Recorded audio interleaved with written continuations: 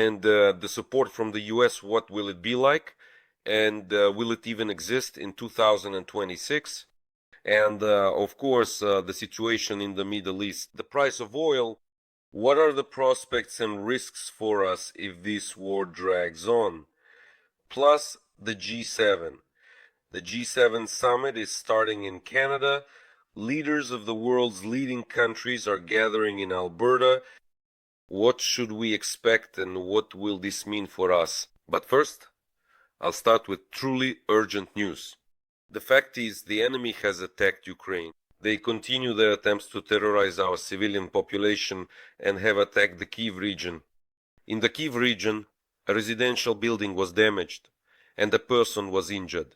Medical assistance was provided. In addition, Russian FPV drones and artillery attacked the Nikopol area in the Dnipropetrovsk region. Unfortunately, Nikopol and the surrounding settlements constantly suffer from Russian attacks and shelling from Russian drones, from Russian artillery, with which they terrorize the right bank of the Dnipropetrovsk region, Nikopol, and the nearby settlements from the left bank. Meanwhile, in Zaporizhia, a drone strike damaged an industrial facility. Zaporizhia was also under enemy attack. The shelling in the Kupiansk district does not subside. There, Russia is trying to carry out offensive actions and advance. There are 3 wounded, and well, these are basically the updates regarding the shelling. In addition, there is information that recently the skies over Russia have also been turbulent.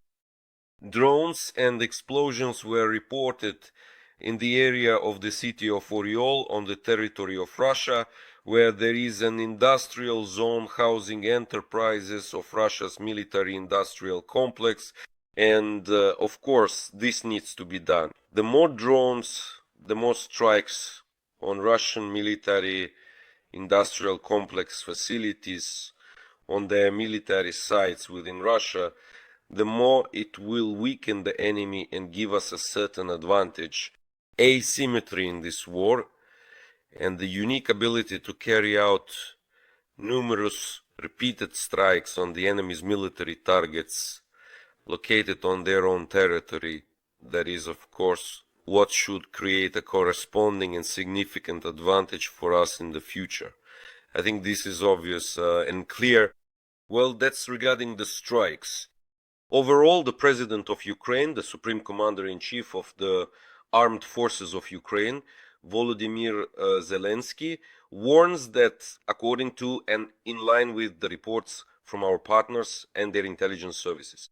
By the way, speaking of intelligence services, for the first time in British history, the legendary British intelligence agency MI6 may be headed by a woman who worked on the China desk and, by the way, was the British ambassador to China. This is an interesting detail, by the way, and it also indicates the direction Britain is moving in, how they assess the main threats and where they see the challenges.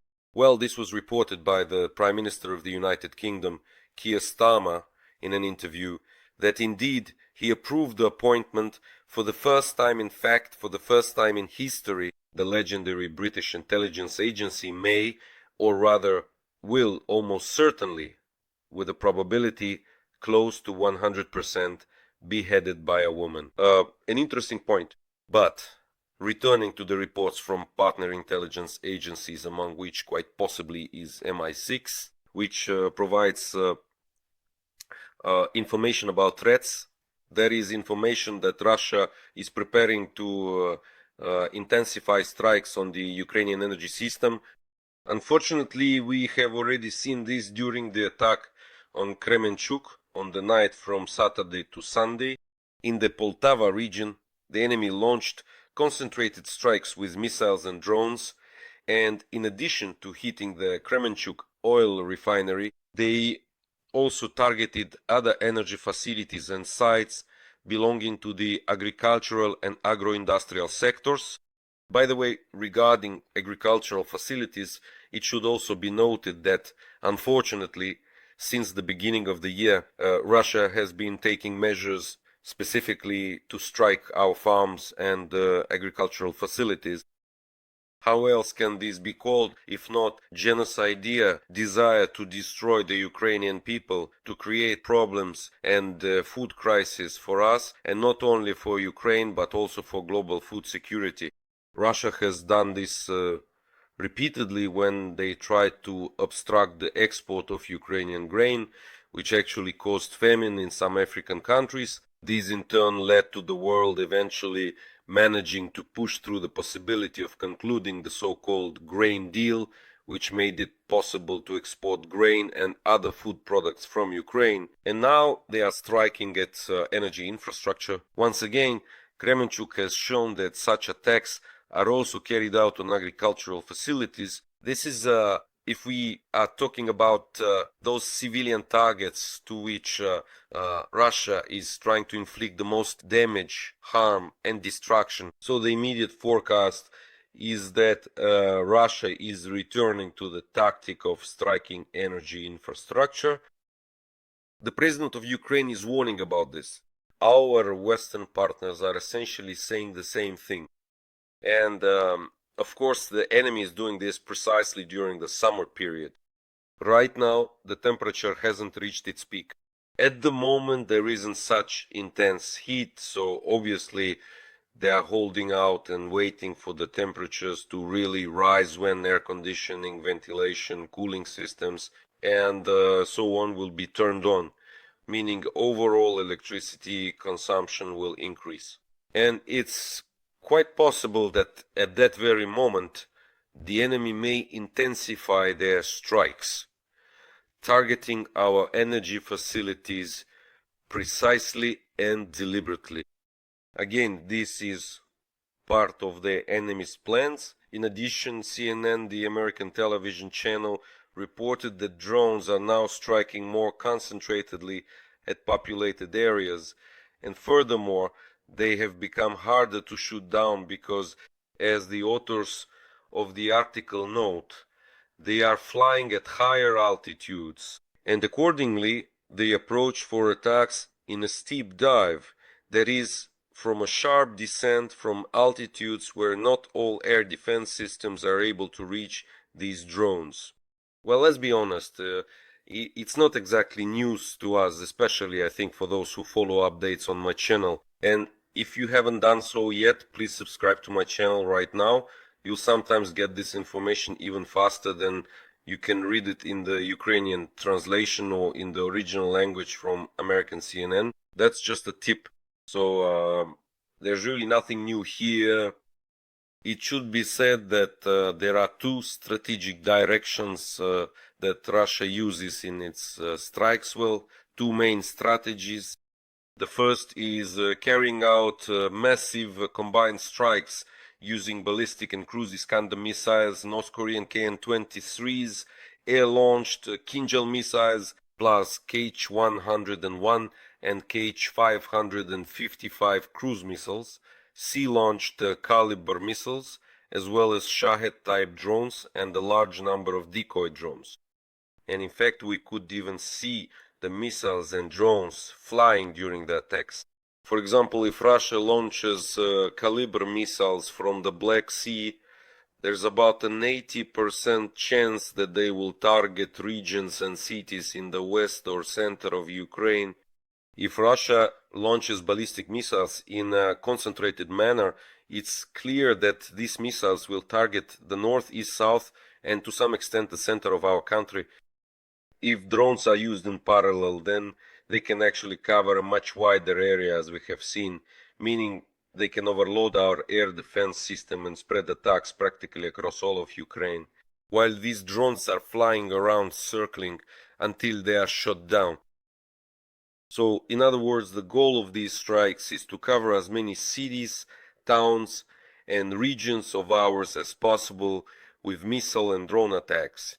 There is another approach that Russia also uses during this war, during the full-scale invasion. What does it consist of?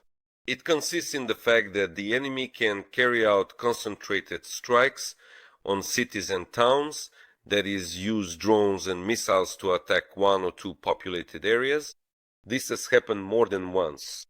Yes, the enemy acted this way, For example, by attacking a few weeks and months ago Kropivnitsky, Odessa, Zaporizhia, Kherson, which is constantly under attack, Kharkiv and Kiev, which the enemy also attacks quite often.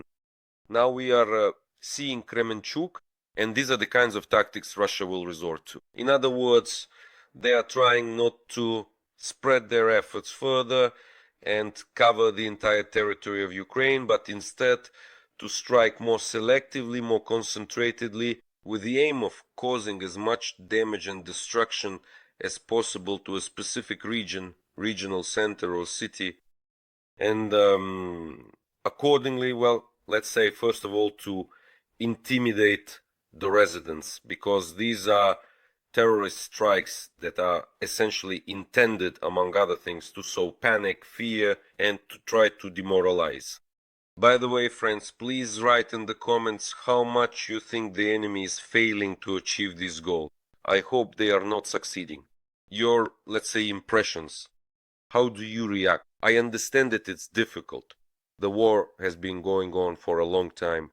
I myself experience a lot of emotions together with you, essentially right beside you, with my comrades, my fellow soldiers, but I'm really interested to know what you think, how much these attacks affect you or don't affect you, and how resiliently you endure them, so to speak. Because, you know, I watched some videos and saw photos from Israel, for example, that are being shared by eyewitnesses, people living in Haifa and other regions.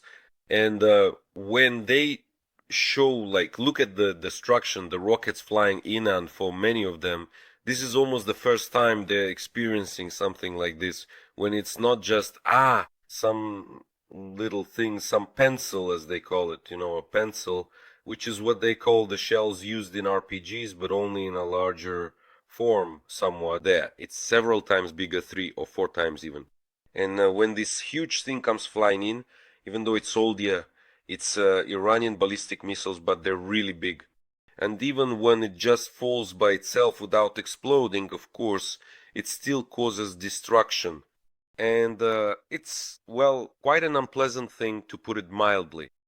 And when the residents start saying that nothing like this has ever happened before, they're really shocked. Well, you see, Ukraine has been living with this for a long time already, and we continue our struggle. I'm just saying this for comparison. I don't wish for anyone to have rockets falling on their heads, especially not in Israel. There are many of our friends there, many people who support us, and we support their struggle. Not always the politicians, but definitely the people of Israel themselves. But just for comparison, look at how much Ukraine is suffering. Here, as you can see, just a few days, literally 3 or 4 days are enough, so I'm interested in your opinion. But overall, it must be said that, of course, Ukraine is preparing to counter these attacks as well. And we have both a passive phase, that is, to counter, to shoot down missiles and drones, including with the means that we have at our disposal. If we do not have enough forces and support from our partners, then Ukraine will produce more drones, so-called interception drones, that is anti-aircraft type drones, essentially, which are used in the air defense system.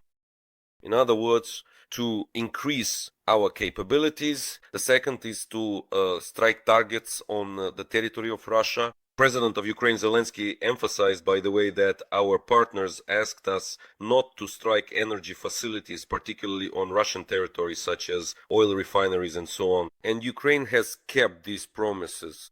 Meanwhile, Russia is now preparing to attack Ukraine's energy infrastructure.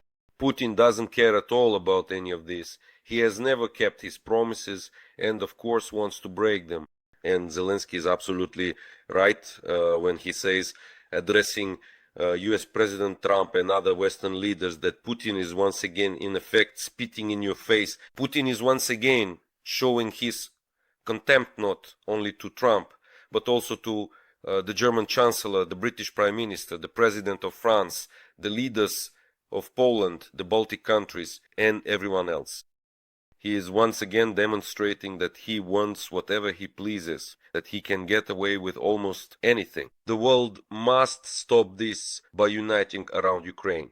I hope that these issues will be discussed during the G7 meetings, because yes, there is an important case right now in the Middle East. Yes, it is important, and many world powers and players are involved there. That is obvious, and I am not downplaying its significance.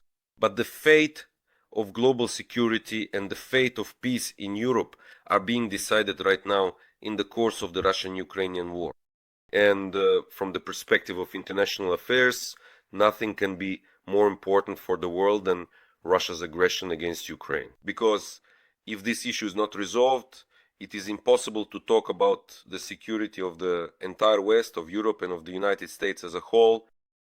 And overall, if we talk about the situation, then, for example, the United States of America persistently continues to emphasize that they might reduce aid to Ukraine. The British publication, The Telegraph, wrote about this over the weekend, noting that Trump's alleged course is to reduce the provision of support and weapons to Ukraine and to move toward resolving the conflict through negotiations. But Ukraine is not against negotiations. President of Ukraine, Volodymyr Zelensky, has spoken about this repeatedly. We strive for peace and want this war to truly end. The question, of course, is about the conditions and about justice. But in order to end it on just terms, we at least need to be able to defend ourselves against Russian attacks on Ukraine's energy sector, which once again are being planned according to the intelligence information we have. And this is only possible with consistent and stable support from the United States of America and the West, at the very least in providing and increasing the supply of air defense systems. This is obvious when Pete Hegseth, the US Secretary of Defense, talks about the fact that they have redirected certain stockpiles of air defense systems to ensure security in the Middle East. Well, you can see that unfortunately this is also a reality. By the way, I saw some comments saying that this aid supposedly doesn't concern or overlap with the assistance for Ukraine, particularly when it comes to Israel. Well, listen, if Israel is actually using the Iron Dome, I have no objections. Or maybe it's David's Sling, which is a much more advanced air defense system. Yes. But we must not forget that there are United States military bases in the Middle East, and there are also British bases, where the UK is likewise deploying its air force to guarantee the protection of these bases and the military personnel from these countries who are stationed there. And there are patriots there as well, including American ones, which are also involved in shooting down missiles, including those headed toward Israel. As soon as a system comes into view that a patriot can intercept, such as ballistic missiles flying toward Israeli cities, the US shoots them down. So that's also an issue. And so, in the event of a reduction in American aid, we already have a certain model created by the German Kiel Institute for the World Economy, which, for reference and further clarity, shows whether it is possible for European countries to compensate for the lack of American assistance to Ukraine. And the experts, the leading economists of the Kiel Institute for the World Economy say that yes, provided that Italy and Spain increase their funding for Ukraine sixfold, that is by 2026, the level of support must grow 6 times compared to the current level. And France needs to increase its support fourfold, while Germany needs to double it. That is Germany the least, because official Berlin has already taken many steps to significantly increase its support for us. And this was demonstrated by the recent visit of Germany's Defense Minister Boris Pistorius to Ukraine, during which Pistorius once again confirmed that Germany is preparing to significantly increase its assistance to Ukraine and to compensate for the shortage of certain equipment and financial support, especially in light of the fact that the United States of America may reduce theirs. Moreover, Germany is taking a very comprehensive approach because the Germans are also proposing to invest in Ukrainian production and to develop joint ventures as exemplified by our cooperation with Rheinmetall. And in addition, Germany does not object to using funds from European countries, the European Union and European funds to purchase, among other things, weapons for Ukraine from the United States of America and other markets around the world. This is similar to how it was done with the million shells for the armed forces of Ukraine, which the Czechs collected from around the world. There was everything there. Turkey, South Africa, South Korea, and so on. So the Germans are ready, and by the way, there are the fewest questions for them. All they need is just twice as much, only partially, even not fully, to compensate for what the United States is supplying, just partially. In addition, the Kiel Institute for the World Economy has published a new report that provides data on how Europe could replace support for Ukraine.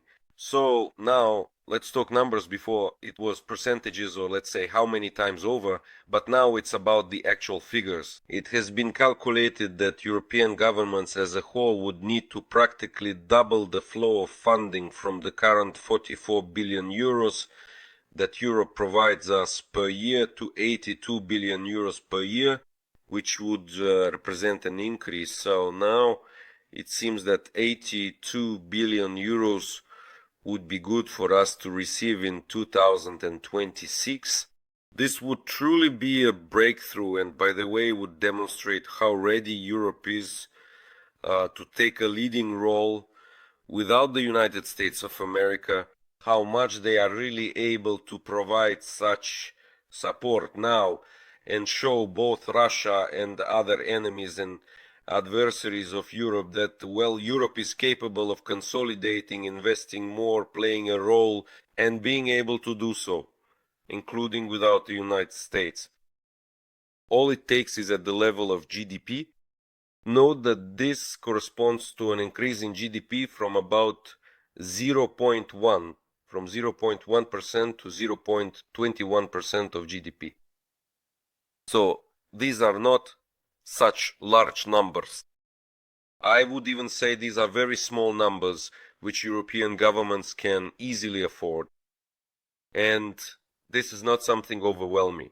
I think that right now it is very important, including for representatives of the Ukrainian government, and I believe that the President of Ukraine will articulate this during the meetings of both the G7 and the NATO summit, which is also about to begin soon in The Hague, in the Netherlands, to convey this position, that Europe is fully capable, they have the funds, they have the means to increase financing, to boost investment in arms production, in the procurement of weapons and their supply to Ukraine, and as a result to make contributions and take real effective steps to guarantee peace in Europe. This is entirely realistic, and I hope that Europeans will ultimately understand this and take action. As for the Middle East, the exchange of strikes continues. Israel is delivering quite powerful strikes, but unfortunately last night Israel was also hit. The enemy struck directly at the central and northern parts of Israel. There are casualties and destruction, and in fact there is certain information that Iran will not conduct any negotiations about a ceasefire or a nuclear deal as long as Israel's attacks continue. This was reported by the Israeli source Times of Israel. The Iranian leadership informed the mediators from Qatar and Oman that it would not conduct any negotiations during Israel's attack. This refers both to ceasefire negotiations with Israel and to the resumption of talks with the United States on a new nuclear deal.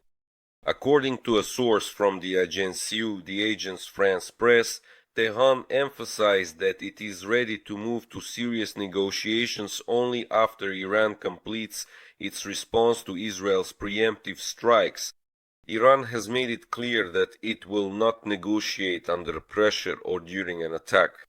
At the same time, the source called the information that Iran allegedly approached Oman and Qatar with a request to help involve the United States in negotiations with Israel unreliable. Well, Iran is starting to show its teeth, meaning that apparently the Ayatollah regime is recovering somewhat after the strike. There is preliminary information that supposedly US President Trump opposed and imposed a veto and moratorium on eliminating Ali Khamenei. Apparently Israel had certain plans. If the Americans have now effectively forbidden and halted this, so the situation continues to develop and remains dynamic. Meanwhile, oil has almost reached $80 per barrel. According to economists and experts and sources from Al Jazeera, the Qatari TV channel, say that the price of oil could jump and reach $100 per barrel if Iran closes the Strait of Hormuz, through which oil is transported, including by the United Arab Emirates and others. In other words, a large volume of oil passes through it. If the tankers stop, Iran will leave the market, the Emirates will leave, and other major players will leave as well. The situation will really lead to prices jumping to at least $100, and analysts from American banks JP Morgan and Goldman Sachs say it could even reach $120 per barrel. Some apocalyptic forecasts have started to appear in certain media, citing the Iraqi foreign minister, suggesting that the price could even reach $300 per barrel. I wouldn't dramatize or exaggerate it that much, but listen, even $100 or $120 is a lot. That's clearly more than the $60 or $70 that Russia had budgeted for to ensure financial stability and revenue from oil sales.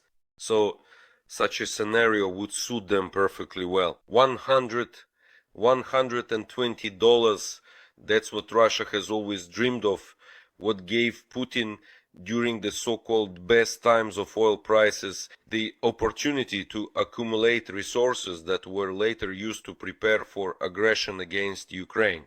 Once again, not a single chance should be given now. That's why the war will continue for some time.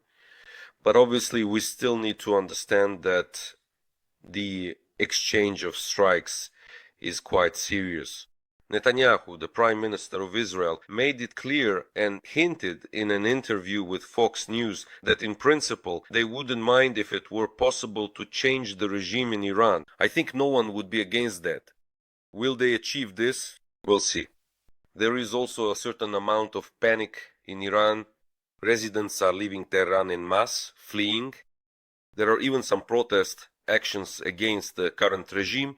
There doesn't seem to be any significant consolidation. But after all, this is an aerial war. It's not a ground war. And here endurance is important, as well as who has more missiles, who is capable of delivering strikes. How prepared are the residents of Israel for the fact that even though the Israeli air defense shoots down 90 to 95% of the missiles, some will still get through from time to time. But if this heavy thing falls, well, that's also unpleasant, even if it doesn't explode. So this is no longer just a matter of dealing with Hezbollah or Hamas, with terrorists who fire rockets. Yes, they shell the area, but it still doesn't have such consequences or scale